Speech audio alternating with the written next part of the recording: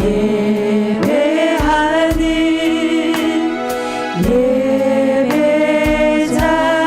예배자입니다. 내가 서 있는 곳 어디서나 하나님을 예배합니다. 내 영혼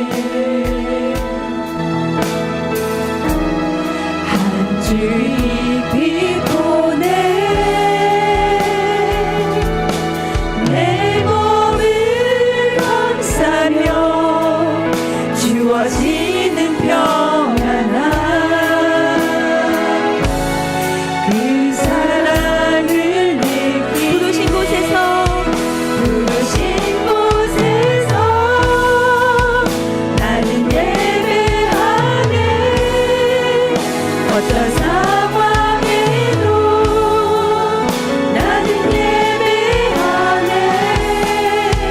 부르신 곳에서 나는 예배하네. 어떤 상황에도 나는 예배하네.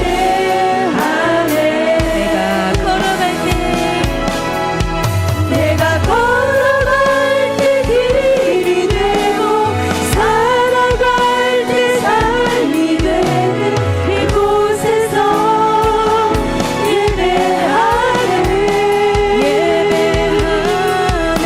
네가 걸어갈 때 길이 되고 살아갈 때 삶이 되는 이곳에서 예배하네.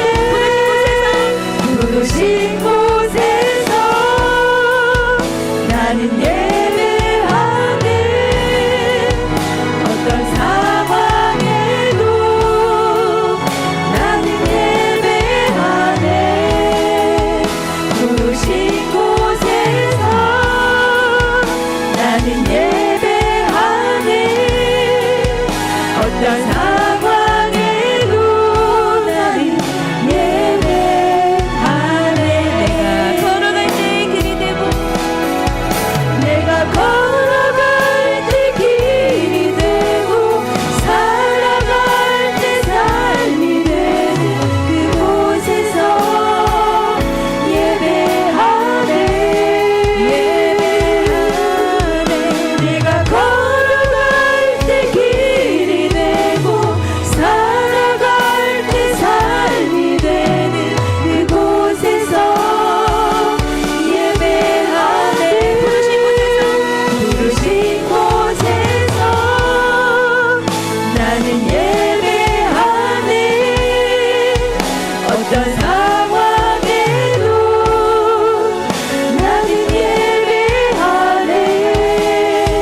부르신 곳에서 나는 예배하네.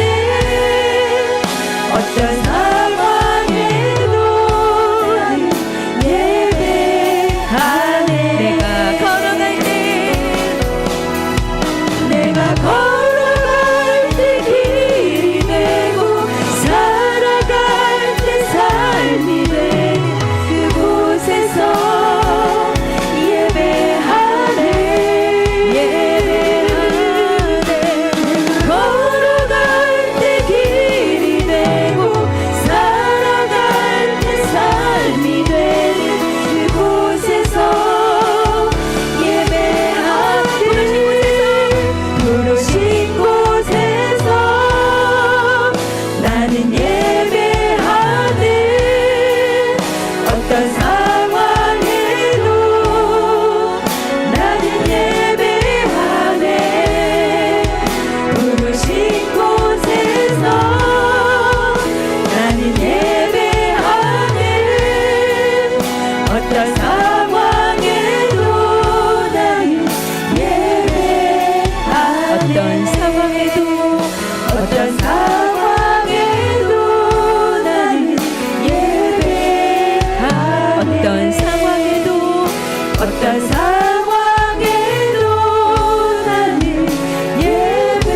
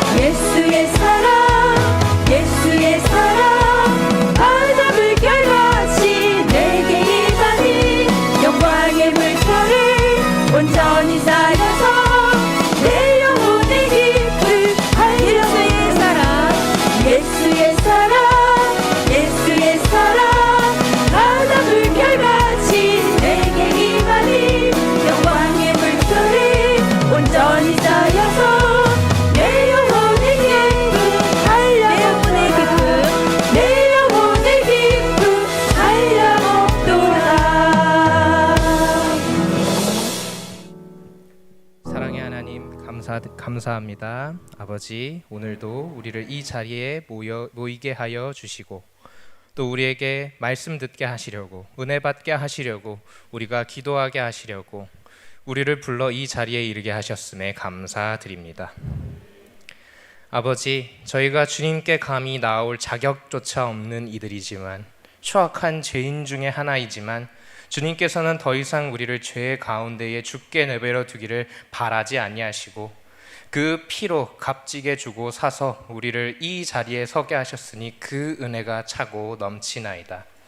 아버지, 우리를 불러주셨으니 불려진 우리가 할 수 있는 최고의 대우는 주님께 정성을 다하여서 이 시간을 정말 거룩히 구별하여서 주님께 예배 드리는 것입니다.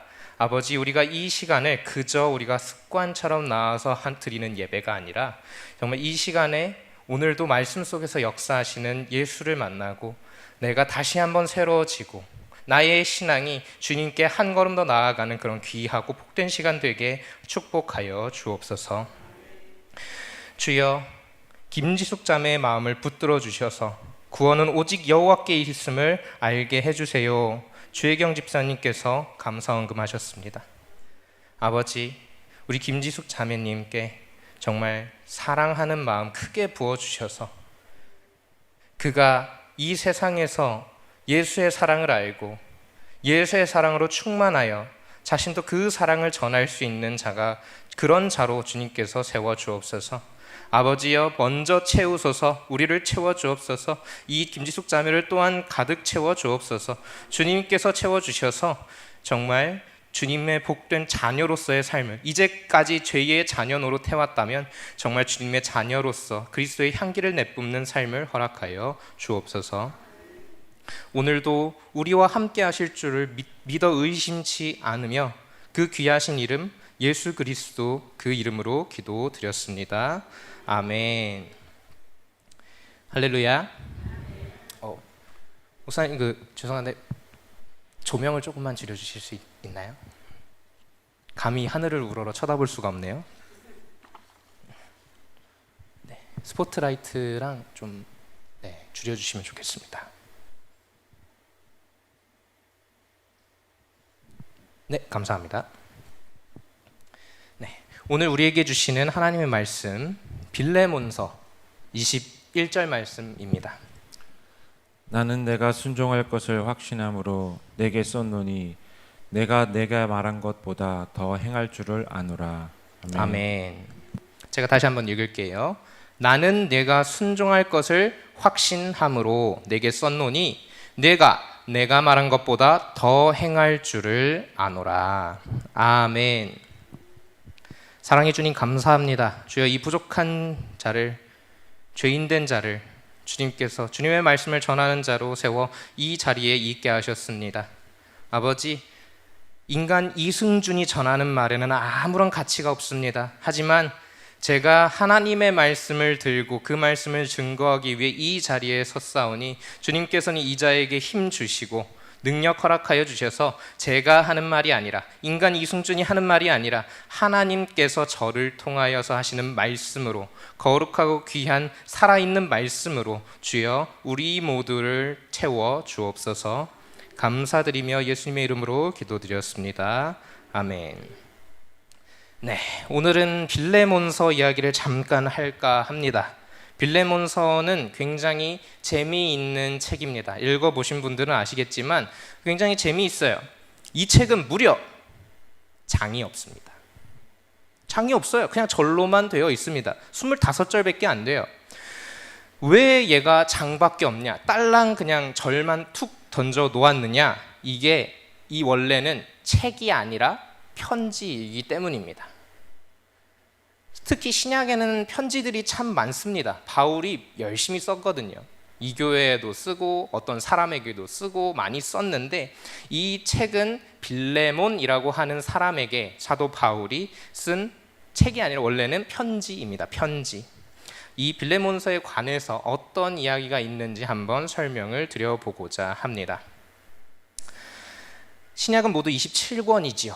그 중에 서신서, 편지죠, 편지. 서신서를 총 몇 권인지 한번 쭉 세보면 27권 중에 무려 21권이 편지예요. 그러니까 신약은 전부 다 편지로 돼 있다라고 해도 살짝 과장은 있을지언정 거짓은 없는 거죠. 거의 다 편지입니다.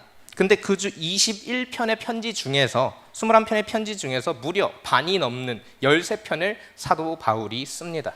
그래서 서신서를 딱 맞닥뜨렸을 때 이 편지가 누가 누구에게 쓴 책인지 모를 때 대충 바울을 찍으시면 50% 이상을 맞습니다.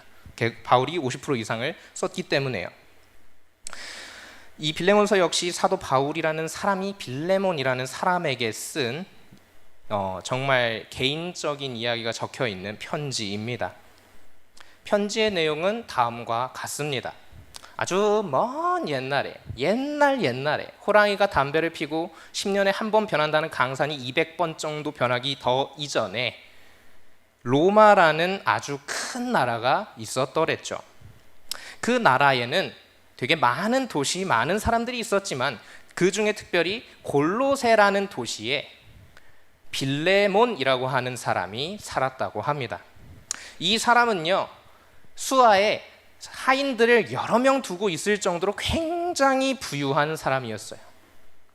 그리고 둘째가라면 서러울 정도로 그 누구보다도 신실한 주님의 종까지는 아니고 그리스도인이었습니다. 그냥 주님의 제자였던 거죠. 그런데 어느 날 이 빌레몬의 종 중에 하나였던 오네시모라는 사람이 이 빌레몬의 돈을 들고 날라버리면서 모든 이야기가 시작합니다. 원래 사실 돈이 항상 원수잖아요. 돈을 들고 날랐어요. 근데 오네시모가 빌레몬에 뭐라고 했죠? 종이에요, 종. 노예. 근데 노예가 주인의 돈을 들고 날랐어요. 이거 중죄예요. 죽을 죄입니다. 사실 주인의 재산에 손해를 끼쳤다는 것만으로도 이 노예는 죽음을 면치 못해요, 이미. 그런데 심지어 도망을 쳤네. 그러면은 얘는 잡혀서 그 즉시 죽임을 당한다 하더라도 그 누구에게도 하소연할 수가 없습니다. 그 자체로 이미 죽을 자인 겁니다. 죄인이에요. 그런데 뭐 잡혀서 죽었겠지라고 생각하면은 아무런 일이 없었을 텐데 이야기가 여기서 끝나지 않고요. 어떻게 도망친 오네시모가 여차저차 뭐 그 과정을 다 알 수는 없지만 여차저차 하다 보니까 바울을 만났고, 그리고 그 바울이 전하는 복음을 듣고 얘가 회심을 해서 그리스도인이 됩니다. 굉장한 이야기예요. 대단한 일이죠. 하나님께서는 이 도망친 노예 오네시모를 사랑하셔서 이가 복음을 전해 듣고 회개하게 해주셨어요. 대단한 역사죠. 그런데 문제가 하나 생겨버립니다. 어떤 문제가 생겼어요? 이전까지는 빌레몬에게 오네시모는 그저 종이었습니다. 도망친 종이요. 죄를 짓고 도망친 종이요. 그렇기 때문에 잡아서 죽인다 하더라도 그 누구도 뭐라고 하지 않았을 건데, 이제는 문제가 돼요. 왜요? 빌레몬이 오네시모를 죽이는 것은 더 이상 주인이 종을 죽이는 것이 아닙니다. 어떻게 됐지요? 그리스도인인 빌레몬이 그리스도인인 오네시모를 죽이는 게 되어버리기 때문이에요. 그리스도인이 그리스도인을 어떻게 죽일 수가 있습니까? 예수께서 그를 위하여서 또 죽으셨는데 내가 주인이라는 이유만으로 이 자를 죽여버리면 어떻게 되는 겁니까? 아무리 죄를 지었다고 할지라도 이 자를 죽여버리면 어떻게 돼요? 큰일 나는 거죠. 그러니까 이게 참 상황이 애매하게 되어버린 거예요. 죽일 수도 없고 이걸 죽여 말어 하는 딱 그 상황이 된 겁니다. 자, 그러니까 바울이 이 사정을 다 알고서 참 애매하잖아요. 이걸 어떻게 해야 될까? 그래서 빌레몬, 오네시모의 주인인 빌레몬에게 편지를 하나 씁니다. 그게 바로 오늘 나오는 이 빌레몬서입니다. 내용은 다음과 같아요. 빌레몬아, 내가 이렇게 간절하게 요청을 하는데 오네시모를 죽이지 말아다오. 이 오네시모가 하나님의 제자가 됐어. 이제 예수의 자녀가 됐어. 죽이지 말아다오, 살려다오. 이 자는 정말 내 신복 같은 자야. 내 심장과도 같은 사람이야. 이제 죽이지 말아줘라고 부탁을 하는 거예요. 이게 바로 빌레몬서의 내용입니다. 그런데 바울의 말을 자세히 들여다보면요, 조금 이상한 점이 하나가 있어요. 빌레몬서를 읽어보신 분들이라면 공감을 하실 텐데 바울이 하는 말이 전혀 어떻게 봐도 차로 봐도 우로 봐도 얘는 그냥 부탁 같지는 않습니다. 어떻게 쓰여져 있는지 8절 9절을 한번 읽어주시겠어요?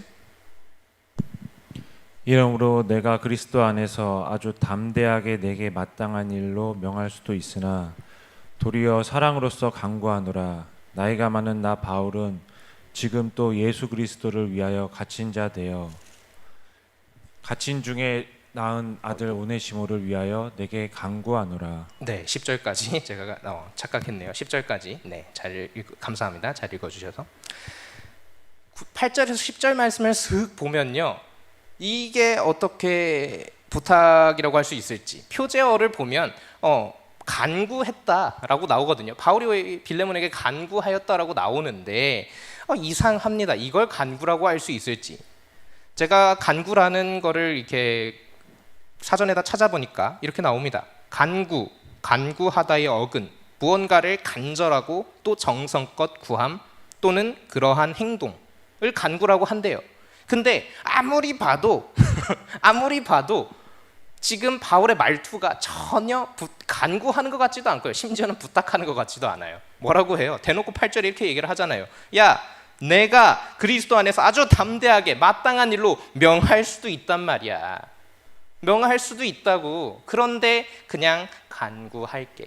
해주지 않을래? 이거는 여러분 사실상 부탁이라보다는 약간 애둘러서 한 협박에 가까워요. 살려달란 말이야. 내가 이렇게 부탁을 하잖아. 아니 말이야, 내가 이렇게 지금 바울이 심지어 어떻게 하고 있냐면 옥에 갇혀 있단 말이에요. 지금 얘 감옥에 갇혀서 편지 쓴 거예요, 빌레몬한테. 내가 이렇게 복음을 전하다가 감옥에 갇힐 정도로 수고하고 고생하는 것을 네가 알 텐데 설마 내가 하는 이 부탁을 네가 안 들어주진 않겠지, 빌레몬아? 네가 사람이면 그러면 안 되지라고 얘기하고 있는 겁니다, 지금. 그러니까 이거는 부탁이 아니에요. 간구는 더더욱 아닙니다. 아니, 나 이렇게 나이 먹고 힘든 나도 예수를 위해서 일하다가 갇혀 있는데 내가 너한테 아주 당당하게 명령해도 아무도 너 뭐라고 안 할 텐데 내가 굳이 이렇게 부탁하는데 이거 안 들어줄 거임? 그래서 안 할 거임? 어쩔 건데? 약간 이러고 있는 거잖아요. 그러니까 참 애매하죠. 이상하죠. 이거는 칼만 안 들었지 그냥 협박을 하고 있는 날강도 심보인 겁니다.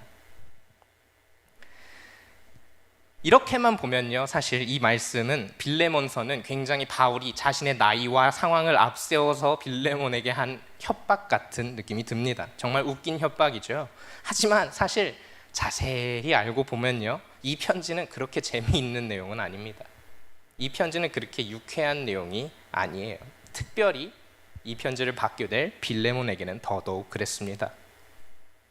이게 왜 유쾌한 이야기가 아닌지를 제가 한번 예를 들어서 설명을 해볼게요. 여기 사업하시는 분들이 계시는지는 잘 모르겠는데 한번 내가 사업을 한다라고 생각을 해보시고 거기에 이입을 해서 한번 들어보십시오.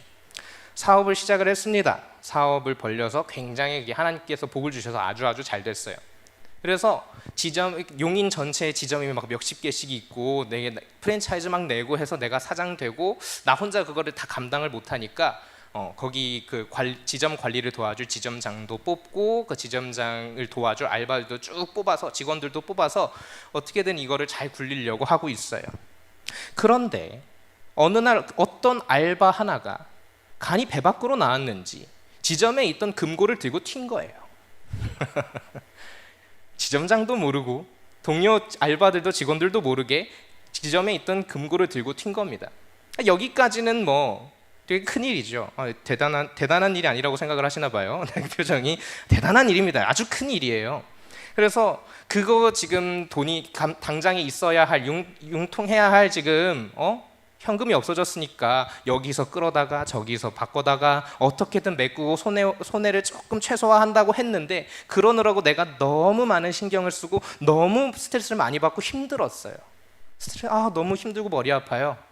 그래가지고 이거를 이렇게 놔두면 안 되겠다 싶어서 경찰에 연락을 합니다. 여기 어떤 알바가 인상착의는 이렇고 이름은 이렇고 나이는 몇 살인데 얘가 저희 그 지점 금고를 들고 튀었습니다. 얼른 잡아주세요. 하니까 몇 달쯤 지나서 경찰에게 연락이 와요. 얘 잡았습니다. 어떻게 할까요? 라고 하는데 거기에다가 그 사람이 자기한테 이렇게 얘기했다는 거예요. 그 금고를 들고 튄 알바가 자기한테 이렇게 얘기를 했다는 거예요. 제가 그래도 아직 젊지 않습니까? 제가 혹 해가지고 실수한 건데 선처해 주시면 안 될까요? 제가 많이 반성하고 있습니다 라고 하고 있다고 생각을 해봐요. 그거를 용서하실 수 있습니까? 오케이, 그래, 젊으니까 그럴 수 있어. 아이, 사람이 견물생심이라고. 그래, 돈을 좀 보다 보면, 금고 한번 열어보면 욕심 났을 수도 있지. 오케이, 내가 쿨하게 한번 용서해 줄게 라고 다 얘기할 수 있습니까? 저는 속이 좁아서 좀 그렇게까지 힘들 것 같은데, 정말 초인적인 인내심을 발휘해서 그리스도의 사랑으로, 그리스도의 마음으로, 내가 한 번은 그래, 내가 그거 마무리 짓는다고 내가 스트레스도 많이 받고 정말 큰 손해가 나긴 했지만 그래도 내가 너를 한번 용서해 볼게 하는 마음으로 용서할 수도 있겠죠. 그런데 그럼 이렇게 말씀을 드려볼게요. 그 알바를 용서하고 다시 똑같은 자리에 그 알바를 고용할 수 있으십니까? 그 알바를 용서하는 것에서 그치지 않고 그 알바를 똑같은 자리에 똑같은 일을 하게 고용하실 수 있으세요? 아니면 한술 더 떠서 알바였던 사람을 승진을 시켜서 지점장으로 고용하실 수 있는 분이 이 자리에 있으십니까? 저는 죽었다 깨나도 힘들 것 같아요.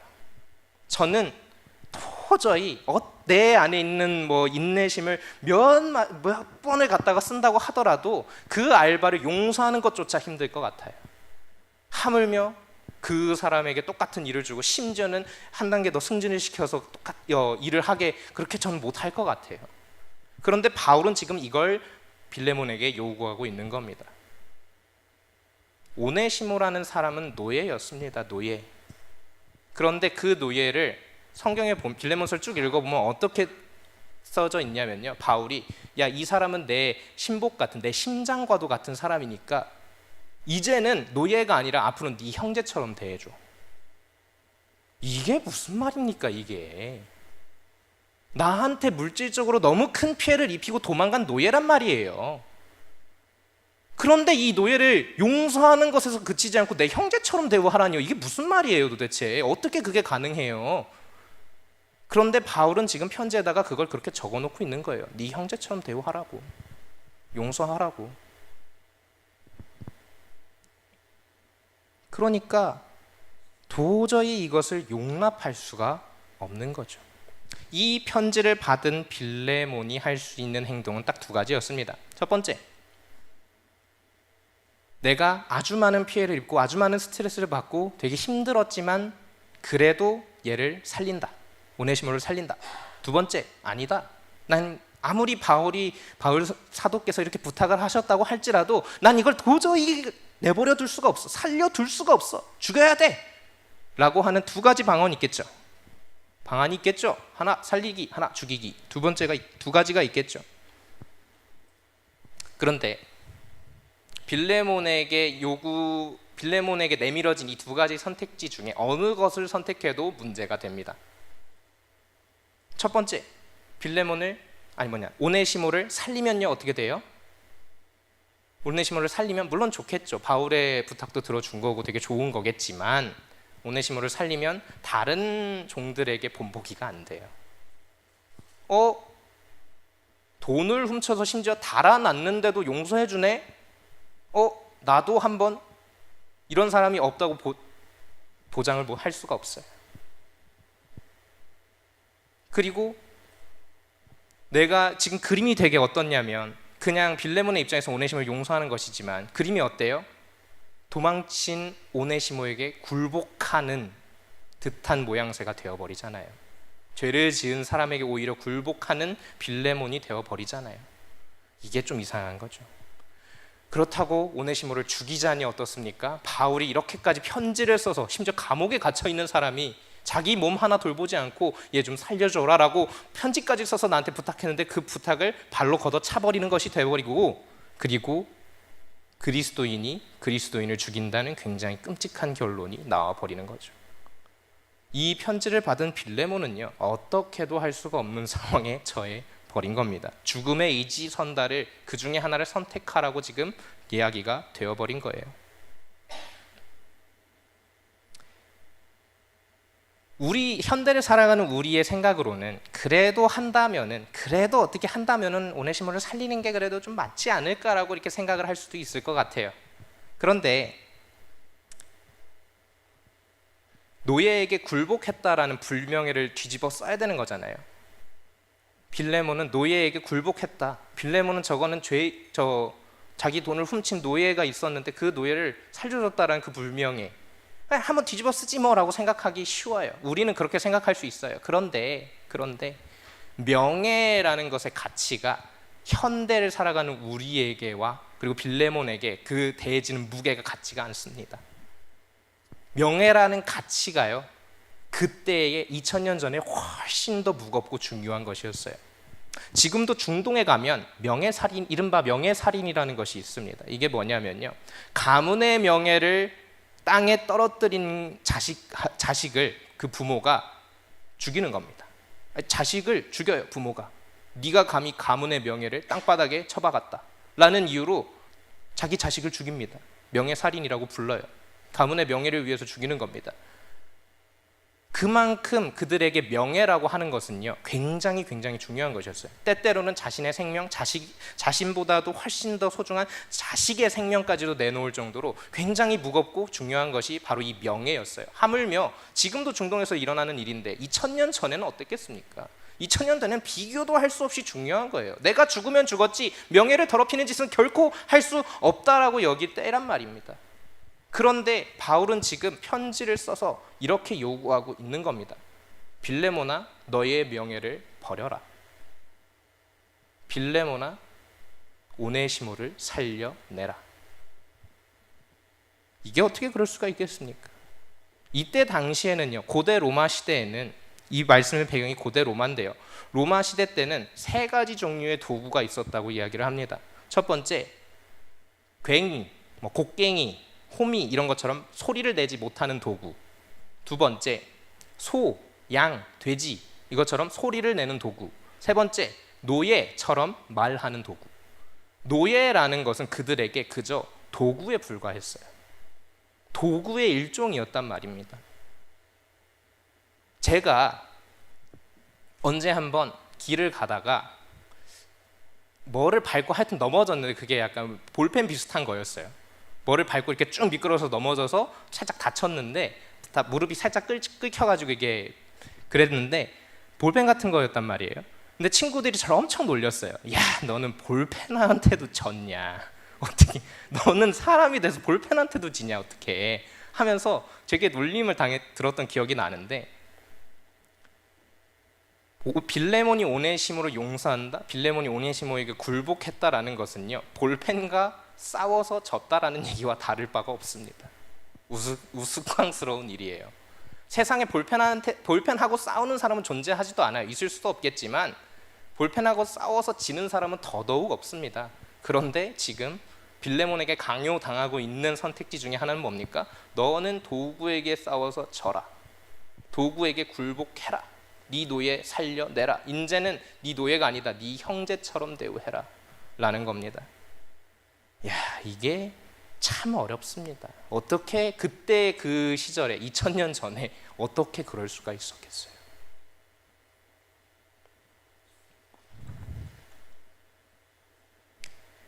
사실 바울이라고 해서 이 말을 빌레몬에게 할 때에 어떻게 고민이 하나도 없이 너 이렇게 해라고 할 수가 있었겠습니까? 바울도 굉장히 이건 하기가 힘든 말이었어요. 바울의 입장에서도. 왜냐면요, 아까 말씀드렸죠. 빌레몬은 어디 사람이라고요? 골로새라는 도시 사람이라고요. 그 골로새에도 교회가 하나 있었습니다. 골로새 교회라고. 그런데 그 골로새 교회는요, 바울이 세운 교회가 아니에요. 그럼 누가 세웠습니까? 성경에 보니까 에바브라라고 하는 주님의 종이 한 명 나옵니다. 목회자였던 것 같아요. 그런데 이 목회자가 빌레몬과 함께 에베소에 우연히 갔다가 에베소에서 바울이 전하는, 에베소 교회에서 전하는 복음을 전해 듣고 둘 다 회심을 한 거예요. 그래서 둘이 이제 원래 고향인 골로새로 돌아와서 거기서 교회를 이제 세운 겁니다. 어디에다 세웠냐? 빌레몬의 집에다가 세웠어요. 왜냐하면 빌레몬이 부자잖아요. 그러니까 집이 넓고 크니까 너희 집을 좀 가정교회로 좀 쓰자 해가지고 둘이 얘기가 잘 됐나? 어떻게? 빌레몬의 집을 빌려서 골로새 교회를 세웁니다. 그러니까 바울이 보기에도 이 빌레몬이라는 사람은요, 평신도 지도자와 같았어요. 평신도 지도자와 같은 사람한테 어떻게 내가 정말 내 수족인 양 그렇게 명령을 할 수가 있었겠습니까? 좀 조심스럽죠. 아무래도 목사님 입장에서도 굉장히 조심스러운 거죠. 바울이 뭐 목사라고 하기는 애매하지만 사도였지만 아무리 사도된 자로서 자라고 하더라도 이것을 이렇게 해라라고 하기에는 참 어려운 상황이었다는 겁니다. 몇 주 전에 엎드림 성령 축제가 이제 무사히 잘 마쳤죠. 아직도 이게 아직 남아 있는데 그 흔적들이 남아 있는데 엎드림 성령 축제 때 찾아온 청년들을 위해서 자신의 집을 홈스테이로 내어놓으신 분들이 이 자리에도 계시는지 제가 잘은 모르겠는데 하여튼 내어놓으신 분들이 계시죠. 정말 큰 결심이고 큰 헌신이지 않습니까? 빌레몬은 자기의 집을 가정교회로 내놓은 사람이에요. 그것도 매주마다 사람들이 찾아와서 매주마다 그곳에서 예배를 드렸을 거예요. 그때마다 찾아온 사람한테 뭐 먹이기도 하였을 것이고 뭐 그 사람들에게 섬기기도 하였을 것이고 굉장히 신경 쓸 것도 많았겠지만 그래도 기쁨으로 순종했던 사람입니다. 자기의 집을 매주일 그렇게 교회로 내놓으면서까지 굉장히 큰 섬김을 가졌던 사람이었던 것 같아요. 근데 그런 사람에게 바울이라고 할지라도 이러쿵저러쿵 이래라 저래라 괉나라 배나라 하기는 참 어려웠을 겁니다. 이런 사람에게 바울이 어떻게 네 명예고 뭐고 나는 모르겠고 하여튼 오네시모는 살려내라잉, 죽이기만 해 어디 한번 내가 가가지고 어떻게 하나, 이럴 수는 없다는 얘기예요. 이럴 수가 없어요. 그런데도 바울은 담대하게 그렇게 이야기를 합니다. 오네시모를 살려달라. 만약에 그가 빚진 것이 있다면 다 내가 진 것으로 계산해라. 오네시모를 살려달라. 그는 내 심장과도 같은 사람이야. 그가 죽으면 사람이 심장이 없으면 어떻게 됩니까? 죽습니다. 정말 이 사람이 없으면 내가 죽는다. 빌레몬아, 내 얼굴을 봐서라도 용서해달라. 제발 살려달라. 오네시모를 죽이지 말아달라. 이 과거에는 너에게 해악을 끼친 너의 노예였지만 지금은 너의 형제와도 같은 사람이야.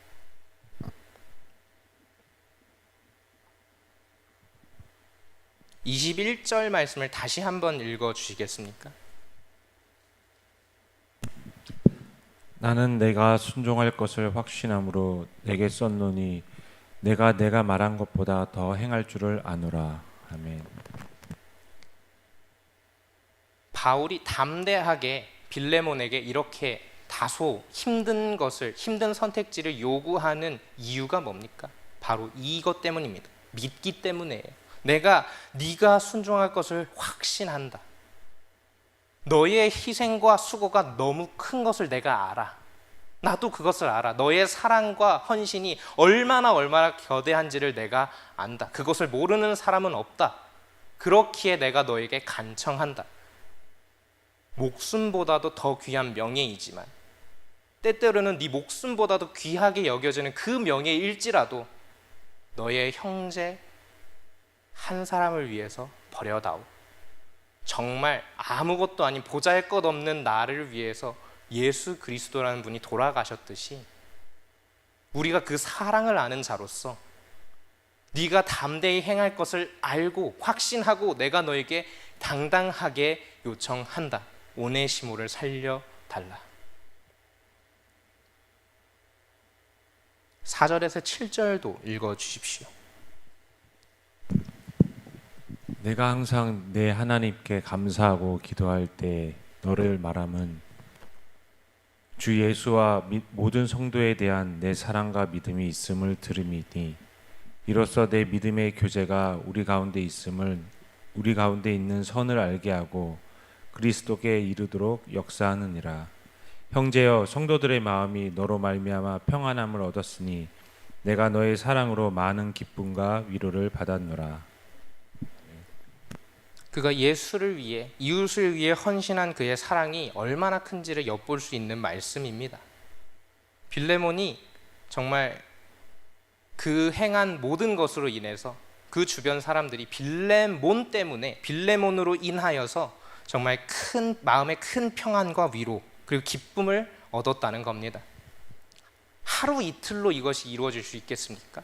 한 번, 두 번으로 빌레몬이 한 번, 두 번 한 것으로 이 마음의 평안이 이루어질 수 있었겠어요? 그 사람을 볼 때마다 정말 빌레몬 너 덕분에 삽니다. 정말 대단하십니다라고 하는 그것이, 그 대단한 헌신이 하루 이틀로 뿅 하고 이루어졌겠습니까? 결코 그렇지 않습니다. 오랜 기간 동안 최선을 다하여 헌신하고 섬긴 그 모습을 골로새 사람들이 다 알고 있었다는 거예요. 그렇기 때문에 그 이야기가 바울에게도 전해졌고 바울도 그것을 익히 들어 알고 있었기 때문에 바울은 아주 담대하게, 아주 당당하게 빌레몬에게 요청할 수 있었습니다. 빌레몬아, 굉장히 어려운 선택인 것을 내가 안다. 굉장히 힘든 것임을 내가 안다. 그냥 눈 딱 감고 한번 양보하지 뭐 같은 마음으로는 결코 할 수 없는 일임을 내가 안다. 하지만 그럼에도 나는 네가 그렇게 하리라고 믿는다. 의심치 않는다. 그렇게 해 다오. 저는 이 설교 준비를 쭉 하면서 이 말씀을 계속 묵상하는데 하나님께서 그런 마음을 주시는 거예요. 어떻게 보면 바울이 빌레몬에게 가졌던 이 말이 저와 그리고 우리 성도님들을 향하여서 하나님이 하시는 말씀이 아닐까. 말씀이겠구나. 세상 사람들이 보기에 우리의 삶이 얼마나 미련하고 멍청해 보이겠습니까? 수요일 날 직장 갔다가, 어떤 사람은 학교 갔다가, 어떤 사람은 일을 하다가 힘든 일상을 마치고 이제 집에 가서 쉬어야지 하고, 다른 세상 사람들은 집에 가서 쉬고 이제는 나 스트레스 좀 풀어야지 하면서 술 마시러 나가고 어디 가고 어디 갈 때 우리는 다 그거 다 포기하고 예배드리러 오는 거 아닙니까? 비단 수요일뿐만입니까? 금요에도 금요 저녁 예배, 우리가 예수님의 십자가를 기념해야 한다 하면서 나와서 기도하고, 주일에도 우리가 주님의 부활을 위하여 그 기쁜 날을 기념해야 한다면서 모여가지고 예배드리고, 주일날 한 번만 모입니까? 오전에도 일부 예배라고 오고, 몇 부 예배라고 오고, 오후 예배라고 오고, 밤 예배라고 오고, 또 그날 하루 종일 봉사하고 힘들게 삶을 이어나가시잖아요. 우리 모두.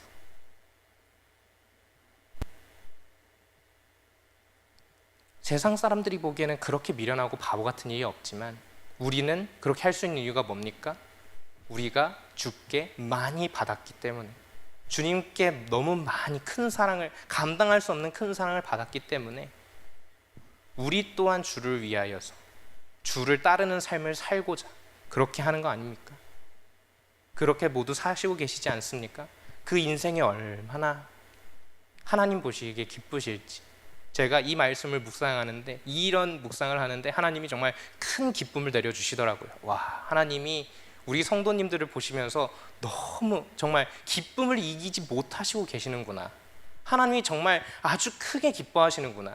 우리가 하는 작은 것이라도 주 이름을 위해서, 주님의 제자라는 이름으로 냉수 한 그릇만 줘도 그 값을 다 쳐주신다고 하셨는데, 우리가 주를 위해서 하는 헌신이 우리가 정말 보잘것없는 시간을 올려드리는 것이지만 이것조차도 하나님이 귀하게 보시는구나. 하나님이 정말 큰 사랑으로 우리와 함께 하시는구나 하는 마음을 저에게 주시더라고요.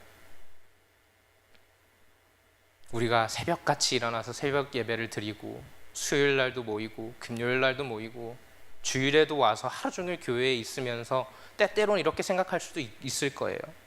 이렇게까지 해야 하나? 오늘따라 너무 힘들고 피곤한데, 내일은 또 무슨 일이 있고 무슨 일이 있는데, 눈 한 번만 딱 감고 그냥 하루만 쉬면 좋을 것 같은데. 하지만 그 마음을 다 꺾어내고 이 자리에 올라오셨지 않습니까? 하나님께서 그 마음을 아주 기쁘게 보십니다. 이런 말로 저를 굉장히 위로를 많이 해주시더라고요. 제가 이번 주가 제 개인적으로 굉장히 좀 힘든 주였거든요. 이제 새벽 예배를 갑자기 연달아 3번 해야 된다는 사실을 전해 듣고 난 후에, 그것도 보라 1부 예배라 5시까지 와야 되는데 4시에는 일어나야 되고, 밥 먹고 뭐 준비하고 또 와가지고 설교 준비 막 하고, 연속 3번 뭐 하지? 뭐 준비하지?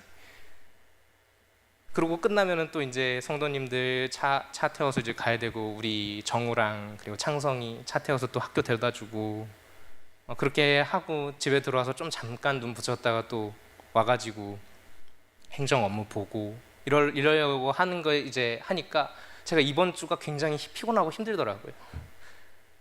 그래서 한 번은 자다가 창성이한테 전화 와가지고 왜 안 오세요? 그러셔가지고 아니야 미안해 잠들었어 하고 불이 나게 날려나가고 그랬는데, 하나님께서 저에게 이 말씀으로 위로를 주시더라고요. 내가 너의 헌신을 안다. 내가 너의 수고를 안다. 내가 너의 한숨을 알고 너의 눈물을 안다.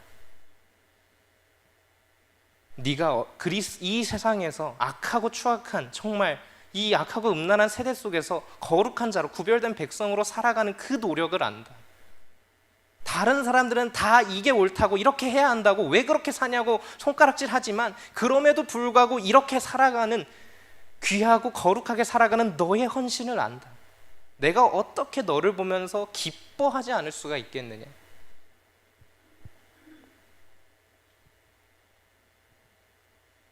내가 결코 너를 떠나지 않을 것이다. 항상 너와 함께 있다. 네 모든 상황과 형편을 안다. 내가 너에게 오늘 하루를 또한 이겨내고 살아갈 힘을 이미 주었다. 네게 능력 주시는 자 안에서 무엇이든지 할 수 있음을 믿으라. 내가 세상을 이미 이겼다. 세상이 너를 위협하더라도 두려워 말라. 굳세어라. 사랑하는 내 아들아, 사랑하는 내 딸아, 오늘 하루를 감사로 또한 헌신으로 살아가기를 원한다. 이런 말씀을 싹 주시는데 제가 피곤을 이길 수가 있더라고요. 제가 이 3일 동안 잔 시간을 다 합쳐서 6시간이 안 됩니다. 그런데도 그냥 오늘 하루를 살아갈 힘을 주시더라고요. 그냥 오늘도 올라와서 설교할 능력을 주시더라고요. 기운을 허락해 주시더라고요. 지금 예수께서 저와 함께 손잡고 계십니다. 저는 그것을 믿습니다. 이 연약하고 작은 자에게도 함께 하신 하나님께서 왜 우리 성도님들께 함께 하지 않으시겠습니까? 왜 세상 속에서 살아가면서 하나님의 말씀을 지키기 위해 몸부림을 치면서 기도하는 우리 사랑하는 성도님들께 능력 더하시지 않겠습니까? 하나님께서는 우리 모두를 사랑하시고 우리 모두에게 위로의 말을 전해 주십니다. 내가 어렵겠지만, 내가 정말 그렇게 하기 어렵겠지만 그렇게 살아가리라고 내가 믿어 의심치 않는다. 내가 그렇게 순종하리라고 내가 확신한다. 말씀을 정리하겠습니다. 결국 빌레몬이 오네시모에게 어떻게 하였다라고는 성경에 나오지 않아요. 그런데 구전되는 이야기에 의하면요, 정말 빌레몬은 오네시모를 살렸고요, 자기 명예를 땅바닥에 내버리는 것을 알았을 테지만 그럼에도 불구하고 오네시모를 정말 가족과도 같이, 형제와도 같이 대우하였다라고 합니다. 오네시모가 정말 대단해서 그렇게 했을까요? 아닙니다. 전혀 아니지요. 자기 뒤통수를 치고 달아났던 노예를 대단하게 대우하는 사람은 없습니다. 하지만 그럼에도 불구하고 빌레몬이 오네시모를 살린 이유는요, 정말 나를 사랑하시는 하나님께서, 나에게 그 모든 것을 더해주시는 그 하나님 아버지께서 나뿐만 아니라 그 오네시모조차 사랑하신다는 사실을 알았기 때문이에요. 그랬기 때문에 빌레몬은 오네시모를 죽이지 않았습니다. 그럴 수 있었음에도, 충분히 그래야 했음에도 불구하고 그를 살렸습니다. 하나님께서 기뻐하시는 삶을 살기 위해서요. 빌레몬은 어쩌면 알고 있었을지도 모릅니다. 정말 죽을 죄를 진 사람은 오네시모가 아니라 자기 자신이라는 걸요. 죽어 마땅한 우리를 예수께서 살리시지 않았습니까? 그 사랑을 우리가 이미 알고 그 사랑 때문에 우리가 오늘 하루를 살아갈 수 있지 않습니까? 그랬으니 내 이웃을 사랑하지 않는 자를, 보이는 바 내 형제를 사랑하지 않는 자가 어찌 보이지 않는 바 하나님을 사랑한다고 할 수 있겠는가? 어쩌면 빌레몬은 그런 마음 때문에, 그런 말씀 때문에 자기 자신을 그 말씀 앞에 복종시키고 빌레몬을, 오네시모를 살렸을지도 모르는 일입니다. 저는 그렇게 생각합니다. 하나님을 위하여, 하나님이 기뻐하시는 삶을 위하여 자신이 손해를 보는 것도 마땅히 감내하였다고요. 빌레몬을 향한 하나님의 사랑이 오늘 우리에게도 비치고 있습니다. 하나님은 죽어 마땅한 죄인인 우리를 살리셨습니다. 그 생명을 내어 던지면서까지요, 온전히 사랑하셨습니다. 끝까지 사랑하셨습니다. 이제 빌레몬에게 하신 하나님의 말씀이 또한 우리에게 있습니다. 네가 나를 믿느냐? 힘들고 어려운 세상이지만 내가 결코 나를 떠나지 않으리라는 것을 나도 너를 믿노라. 사랑하는 내 아들아, 사랑하는 내 딸아, 내가 너희를 많이 사랑한다. 네가 나를 사랑하는 것 그 이상으로 나도 너희를 정말, 너를 보면 항상 기쁨을 이기지 못하는 그 마음으로 너를 사랑한다.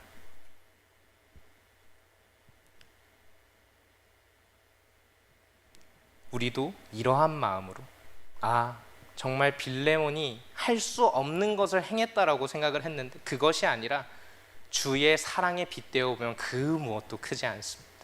주님께서 우리에게 베풀어 주신 그 어떤 것을 아주 작은 것 하나라도 뽑아서 보더라도 내가 행한 그 어떤 것보다도 큽니다. 여러분들은 이것을 또한 믿으십니까?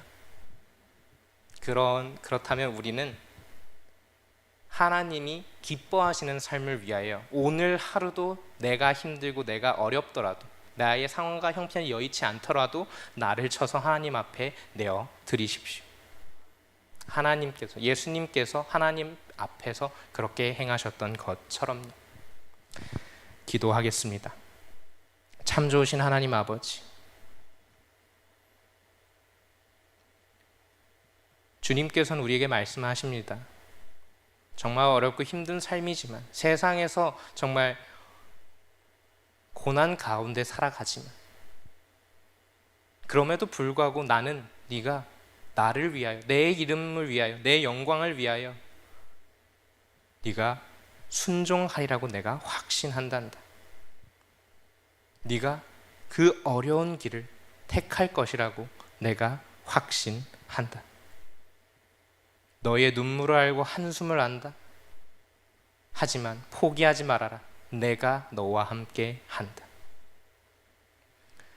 아버지, 이 말씀을 붙들고 오늘도 내일도 세상에 나가 살 때에 우리가 정말 주님께서 기뻐하시는 삶을 선택하여 살 수 있도록 그렇게 하여 주옵소서. 우리가 세상에서 꺾이고 실망하고 넘어지고 좌절하지만, 낭망하지만, 그럼에도 불구하고 우리는 하나님께 감사할 수 있습니다. 주님께서 우리를 위하여 죽으셨고 그 사랑에 빗대어 보면 그 어떤 것도 크지 않습니다. 하늘의 천사조차도 이 사랑을 우리에게서 빼앗을 수 없거늘 우리가 그 사랑을 스스로 저버리고 우리의 길로 가지 않도록 주님 도와주시옵소서. 오늘 하루를 살아갈 힘과 능력을 허락하여 주옵소서. 감사드립니다. 감사드립니다. 예수 그리스도 그 귀하신 이름으로 기도드렸습니다. 아멘. 사도신경으로 주기도문으로 예배 마치도록 하겠습니다. 하늘에 계신 우리 아버지, 아버지의 이름을 거룩하게 하시며 아버지의 나라가 오게 하시며 아버지의 뜻이 하늘에서 같이 땅에서도 이루어지게 하소서. 오늘 우리에게 일용할 양식을 주시고 우리가 우리에게 잘못한 사람을 용서하여 준 것 같이 우리 죄를 용서하여 주시고 우리를 시험에 빠지지 않게 하시고 악에서 구하소서. 나라와 권능과 영광이 영원히 아버지의 것입니다. 아멘. 주여 삼창 하신 후에 자유롭게 기도하시다가 돌아가시겠습니다. 주여, 주여.